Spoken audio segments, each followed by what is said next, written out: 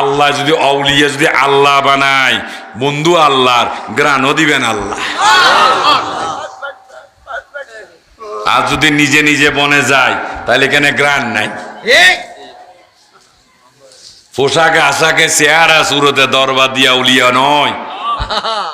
আল্লাযিনা আমানু ওয়া কানু ইয়াত্তাকুন, যার মধ্যে ঈমান আছে, যার মধ্যে আল্লাহর ভয় আছে, তিনি আউলিয়া হতে পারবেন।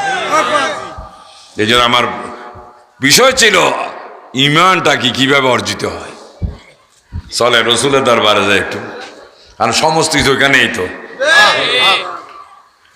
সমস্ত কিছু এখানে না ওখানে। এবং এখন আমাদের মধ্যে যুক্তি তর্কের অভাব নাই। নবী নুন না মাটি, আপনার কি হয়েছে? আপনি বানাইতে গেছিলেন নি? নদী বানাইলেও আল্লাহ, মাটি দিয়ে বানাইলেও আল্লাহ, গাছ দিয়ে বানাইলেও কে বানাইছেন? তো হ্যাডাম থাকলে যে তারে না জিজ্ঞেস করবেন। এইখানে কে দ্বন্দ্ব লাগাই দিলে? কেন মানুষের মধ্যে বিভক্তি শুরু করে দিলে?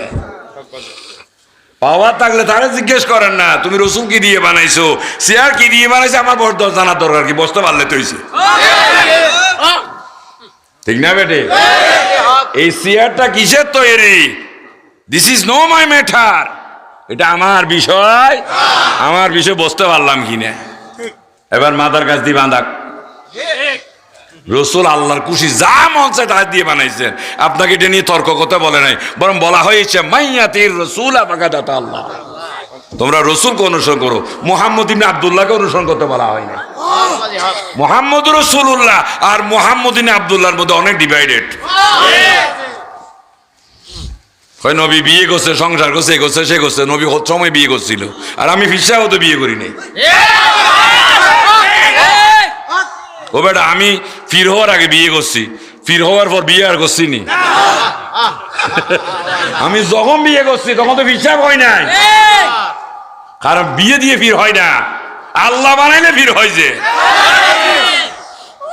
মাটি আর গাছ দিয়ে, লবণ দিয়ে, পানি দিয়ে রসুল হয় না, আল্লাহ বানাইলে রসুল হয়। যে কোথায় এই করা বলছেন? কেন মানুষের মধ্যে বিভ্রান্তি লাগাই দিলে? কারে বাদ দিয়ে কারে ধরতেছে?